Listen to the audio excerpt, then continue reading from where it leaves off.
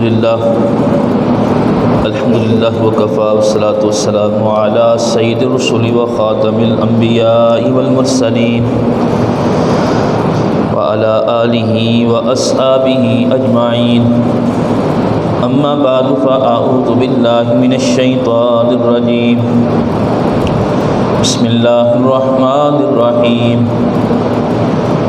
یا ایہا الذین آمنوا استعینوا بالصبر والصلاۃ ان اللہ مع الصابرین وقال اللہ تبارک وتعالی فی مقام آخر ما يفعل اللہ بعذابکم ان شکرتم وآمنتم وَكَانَ اللَّهُ شَاكِرًا عَلِيمًا صدق اللہ العظیم رب اشرح لي صدری ویسر لي امری واحلل عقدۃ من لسانی یفقہوا قولی رب زدنی علما رب زدنی علما رب زدنی علما سبحانک لا علم لنا اللہم لا علم لنا سبحانک لا علم لنا الا ما علمتنا انک انت العلیم الحکیم سبحان ربک رب العزت عما یصفون وسلام علی المرسلین والحمد للہ رب العالمین اللہم صلی علی محمد وعلی آل محمد کما صلیت علی ابراہیم وعلی آل ابراہیم انک حمید مجید اللہم بارک علی محمد وعلی آل محمد کما بارکت علی ابراہیم وعلی آل ابراہیم انک حمید مجید انتہائی واجب الاحترام معزز سامعین گرامی، آپ کے سامنے قرآن مجید سے دو آیات تلاوت کی ہیں، ایک آیت سورۃ البقرہ سے اور دوسری آیت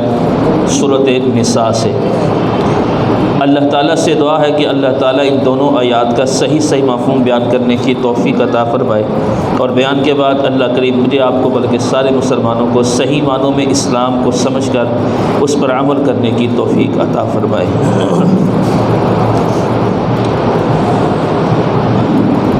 ان دونوں آیات کے اندر ایمان والوں کو دو خوبیاں پیدا کرنے کے بارے میں پیغام دیا جا رہا ہے۔ پہلی آیت کے اندر صبر کا پیغام اور دوسری آیت کے اندر شکر کا پیغام، کیونکہ اگر انسان مجموعی طور کے اوپر اگر اپنی زندگی کے اندر غور و فکر کرے تو انسان اس نتیجے پہ پہنچتا ہے کہ انسان کی زندگی ہمیشہ ایک ہی نہج پر نہیں گزرتی، انسان کی زندگی ہمیشہ ایک ہی طریقے کے اوپر نہیں گزرتی، اس کی زندگی کے اندر نشیب و فراز آتے رہتے ہیں، کبھی دکھ ہے تو ساتھ کبھی سکھ بھی ہے، کبھی صحت ہے تو ساتھ بیماری بھی ہے، کبھی خوشیاں ہیں تو ساتھ غم بھی ہیں، کبھی امن ہے تو ساتھ جنگ بھی ہے۔ یہ ساری چیزیں انسانی زندگی کے ساتھ ساتھ چلتی رہتی ہیں۔ تو جب حالات دونوں طرح کے رہیں گے، کبھی خوشیاں کبھی غم، کبھی دکھ کبھی سکھ، کبھی تکلیف مصائب کبھی راحتیں، تو پھر ان حالات کے اندر ایک ایمان والے کی زندگی کس طریقے سے گزرنی چاہیے کہ جب اس کو دونوں قسم کے حالات کا سامنا کرنا ہے، تو احادیث کی روشنی کے اندر یہ بات واضح ہوتی ہے کہ ایمان والے کی زندگی اعتدال کے اوپر ہونی چاہیے۔ اعتدال کا مطلب یہ ہے کہ اگر ایمان والے کو کوئی خوشی ملتی ہے تو اس خوشی کے مقابلے کے اندر وہ اطراء نہیں، تکبر نہ کرے، فخر نہ کرے، گھمنڈ نہ کرے، بلکہ اس کے اوپر اپنے اللہ کا شکر ادا کرے۔ اور اگر مشکل حالات آئے ہیں، مصائب و آلام آئے ہیں، مختلف مراحل انسان کی زندگی کے اندر مشکل آئے ہیں، تو اب اس کے اوپر جزا فضا نہ کرے، بلکہ صبر ثابت قدمی کے ساتھ ان حالات کا سامنا کرے۔ تو یہ دو چیزیں ہیں، مشکل حالات آئیں تو صبر کرے، اگر انسان کے حالات اچھے ہوتے ہیں، خوشیاں ملتی ہیں، راحتیں ملتی ہیں، تو اس کے اوپر تکبر اور اطرائی نہیں، فخر نہ کرے، گھمنڈ نہ کرے، بلکہ اس کے اوپر کیا کرے؟ اپنے اللہ کا شکر ادا کرے۔ جب ایمان والے کے اندر یہ دو خوبیاں پیدا ہو جائیں گی، جب ایمان والے کے اندر یہ دو عادتیں مضبوط اور پختہ ہو جائیں گی تو یقیناً پھر اس کے لیے ہر حالت کے اندر اجر و ثواب ہے۔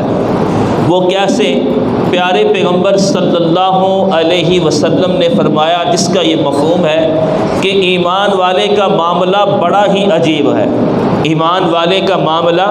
بڑا ہی عجیب ہے۔ فرمایا وہ کچھ اس طرح ہے کہ اگر اس کے اوپر کوئی پریشانی آتی ہے، غم آتا ہے، اس کے اوپر اگر یہ صبر کرتا ہے تو اعمال نامے کے اندر اجر و ثواب لکھ دیا جاتا ہے۔ اور اگر اس کو دعا مانگ رہا ہے کہ یا اللہ مجھے فلاں نعمت مل جائے، فلاں نعمت مل جائے، اگر اس کو وہ نعمتیں حاصل ہو جاتی ہیں تو وہ خوشی کے اندر اتراتا نہیں، گھمنڈ نہیں کرتا، بلکہ اللہ کا شکر ادا کرتا ہے۔ اس شکر ادا کرنے کی وجہ سے بھی اس کے اعمال نامے کے اندر اجر و ثواب لکھ دیا جاتا ہے۔ لیکن یہ اعزاز صرف ایمان والے کو ہے، کسی اور کے لیے نہیں ہے۔ یہ اعزاز صرف ایک مرد مومن کے لیے، یعنی ایمان والوں کے لیے ہے کہ اگر غم کے اندر صبر کے ساتھ ان حالات کا مقابلہ کریں تب بھی اجر و ثواب، نعمتیں ملنے کے مقابلے کے اندر اپنے رب کا شکر ادا کریں تب بھی کیا ہے؟ اس ایمان والے کے لیے اجر و ثواب ہے۔ جیسا کہ حدیث کے اندر آتا ہے کہ اللہ سبحانہ و تعالی نے حضرت عیسیٰ علیہ السلام سے کہا کہ میں تمہارے بعد ایک ایسی امت کو بناؤں گا، ایک ایسی امت کو پیدا کروں گا کہ فرمایا جو ہر حال کے اندر اپنے اللہ کا شکر ادا کریں گے، اگر ان کے اوپر مصائب آئیں، اگر ان کے اوپر پریشانیاں آئیں تو وہ جزا فضا نہیں کریں گے، بلکہ صبر کے ساتھ ان حالات کا مقابلہ کریں گے۔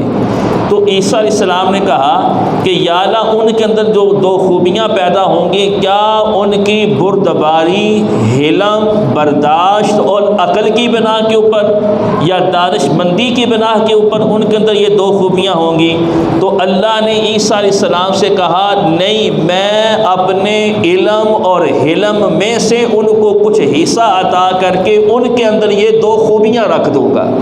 تو یہ ایمان والوں کے لیے کتنا اعزاز ہے کہ اللہ وقت کے پیغمبر کو ہمارے بارے میں آگاہ کر رہا ہے کہ ان کے اندر یہ دو خوبیاں، دو عادات یہ ہیں کہ غم پہنچے تو صبر کے ساتھ مقابلہ کرنا، اور اگر انسان کو کوئی خوشی، راحت ملتی ہے تو اس کے اوپر اپنے اللہ کا کیا کرنا؟ شکر ادا کرنا۔ دونوں معاملات کے اندر، دونوں حالات کے اندر ایمان والے کے لیے اجر و ثواب ہی اجر و ثواب ہے۔ اسی طرح حدیث کا مفہوم ہے کہ مسلمان پریشان ہوتا ہے، اس کو کوئی پریشانی آتی ہے، ہاں جی، حتیٰ کہ یہاں تک بھی لکھا ہے کہ اگر ایک کانٹا بھی اس کو چبھتا ہے تو اللہ اس کے بدلے بھی اس کے اعمال نامے میں اجر و ثواب لکھوا دیتا ہے۔ تفسیر ابن کثیر کے اندر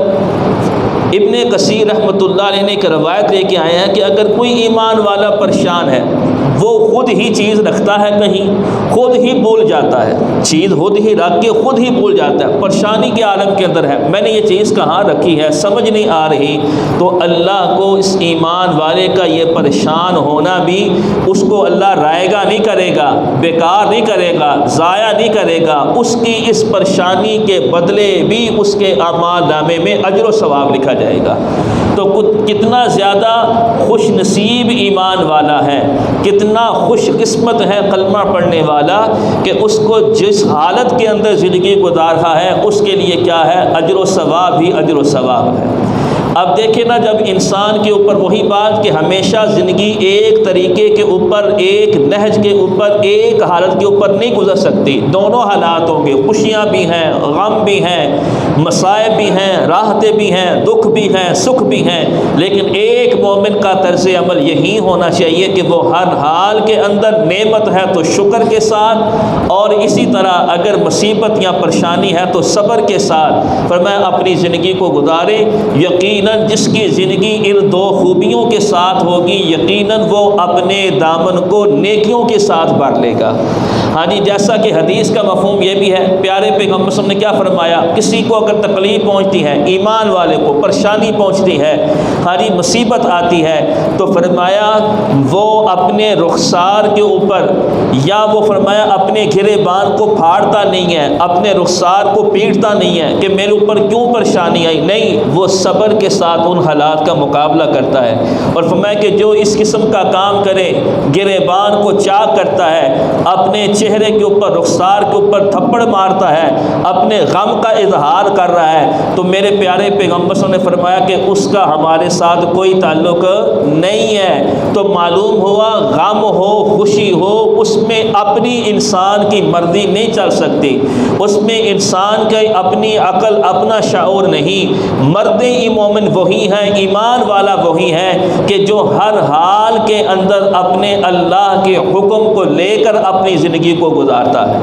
اب بات چلی پریشانی کی، فرمایا قرآن میں کیا ہے، یا ایھا الذین آمنوا استعینوا بالصبر والصلاۃ، اے ایمان والو اگر تمہارے اوپر کوئی امتحان آیا ہے، تمہارے اوپر مشکل حالات آئے ہیں، تم نے کیا کرنا ہے، استعینوا بالصبر والصلاۃ، صبر کے ذریعے اور نماز کے ذریعے تم نے اپنے اللہ سے مدد طلب کرنی ہے۔ صبر اور نماز کے ذریعے تم نے اپنے اللہ سے مدد کرنی ہے۔ آگے فرمایا ان اللہ مع الصابرین، بے شک اللہ تعالیٰ صبر کرنے والوں کے ساتھ ہے۔ اچھا جی، لفظ صبر کا ہم معنی کیا لیتے ہیں؟ عمومی طور پہ یہی سمجھا جاتا ہے کہ جو مظلوم بیچارہ ہو گیا، وہ خاموش ہو گیا، پریشان ہو گیا، بے بس ہو گیا، اسے کہتے ہیں صبر۔ نہیں، صبر کے شریعت کے اندر کئی معانی ہیں۔ اگر کوئی آدمی نیکی کے اوپر ڈٹ گیا ہے، اس کا نام بھی صبر ہے۔ اگر کوئی برائی سے جاتے جاتے رک گیا ہے، اس کا نام بھی کیا ہے، صبر ہے۔ تو استقامت کو اختیار کرنے کے اوپر بھی لفظ صبر کا بولا جاتا ہے، برائی سے بچ جانے کے اوپر بھی لفظ صبر کا بولا جاتا ہے۔ اسی طرح غم پریشانی کے اندر حالات ایسے آئیں، وہ اپنے اللہ کی حمد و ثنا شروع کر دیتا ہے، یا اللہ تیرے سوا میری ان مشکلوں کو حل کرنے والا کوئی نہیں ہے، کیونکہ میں نماز کے اندر بھی تو یہی کہتا ہوں کہ ایاک نعبد و ایاک نستعین، کہ یا اللہ میں تیری ہی بندگی کرتا ہوں، تجھ ہی سے مدد مانگتا ہوں۔ تو بھائی صبر کا مفہوم یہی بنتا ہے، نیکی کے اوپر استقامت، برائی کے خلاف ڈٹ جانا کہ میں یہ کام نہیں کروں گا،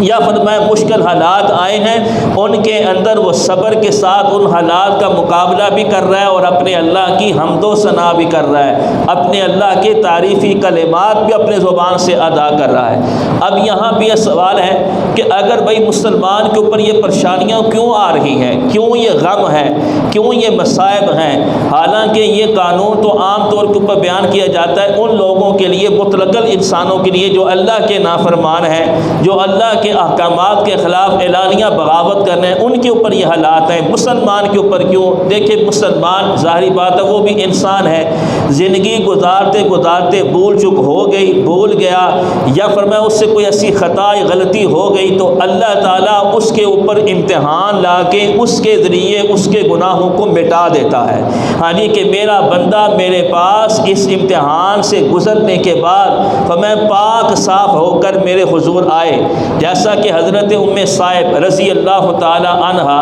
کہنے لگے کہ ان کو شدید ترین بخار تھا، تو وہ بخار کو برا بلا کہہ رہی تھی۔ پیارے پیغمبر صلی اللہ علیہ وسلم وہاں سے گزرے تو ام صائب کی زبان سے یہ سنا کہ وہ بخار کو برا بلا کہہ رہی ہے، تو آپ میں اس کو برا بلا مت کہو، یہ اللہ کی طرف سے اگر پریشانی آئی ہے